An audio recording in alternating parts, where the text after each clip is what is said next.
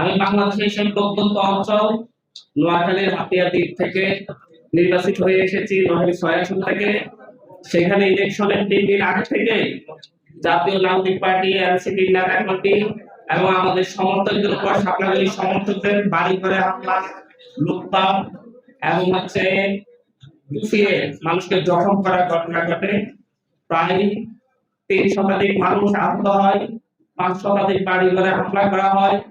এমনকি ভোটের দিন সকালবেলা ভোট কেন্দ্র পরিদর্শনে গিয়ে আমি নিজে হামলা করতে শিকার হই। আমাকে হত্যার উদ্দেশ্যে আমার গাড়িতে কুপিয়ে গাড়িতে কোপ দেওয়া হয়, প্রায় ৬টা কোপ এখন আমার গাড়িতে রয়েছে। আমার ওয়াইফকে আঘাত করা হয়, বিভিন্ন স্থানে আমাদের নেতা কর্মীদেরকে আঘাত করা হয় এবং প্রচুর এজেন্টদেরকে আঘাত করা হয়। সবকিছু মোকাবেলা করেও আমরা মানুষের জনসমর্থন নিয়ে আমরা সংসদে গিয়েছি।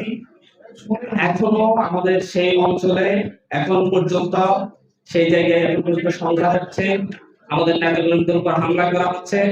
গত রাতেও আমাদের পৌরসভা যুব শক্তির একজন কর্মীর দোকানপাট চালিয়ে দেওয়া হয়, ওর উপর হামলা করা হয়।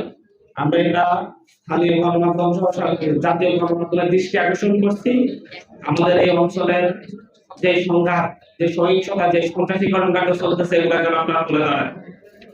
আমরা যে উদ্দেশ্যে আজকে এখানে এসেছি আপনারা জানেন, জাতীয় নাগরিক পার্টি এনসিপি জাতীয় নির্বাচনের পর পরই